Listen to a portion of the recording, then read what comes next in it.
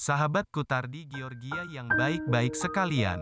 Sungguh Allah tak akan mengakui hambanya mengatakan telah beriman kepadanya, sebelum diuji atau dicoba oleh Allah. Dari ujian inilah akan terlihat siapa yang benar-benar beriman atau siapa yang hanya berdusta saja. Telah terjadi kebakaran yang hanguskan satu unit rumah warga di Desa Rancong, Kecamatan Kutablang, Kabupaten Biren. Rumah milik Ar-Rahman Ahmad, 85 tahun. Warga Dusun Kutahoum tersebut terbakar sekira pukul 15 waktu Indonesia Barat, Rabu, tanggal 2 bulan Juni tahun 2021. Rumah berkonstruksi semi-permanen yang dihuni 4 jiwa ini, hanya menyisakan puing-puing sisa-sisa kebakaran saja.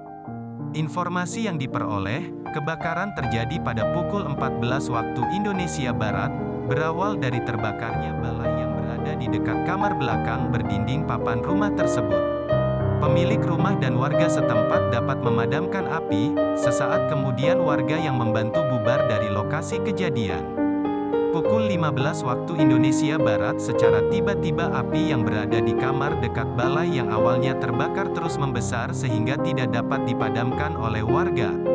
Lalu warga menghubungi Kecik, kepala desa, untuk segera menghubungi petugas pemadam kebakaran, damkar, dari pos Kutablang.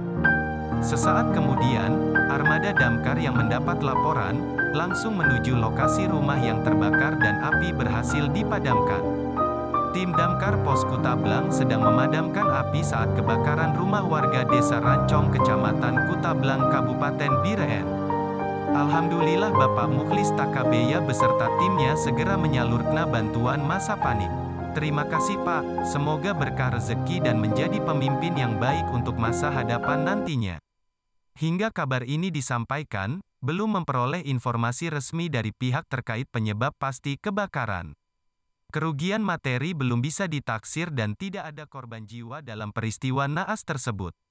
Semoga yang ditimpa musibah berlapang dada dan bersabar dalam menghadapi musibah ini.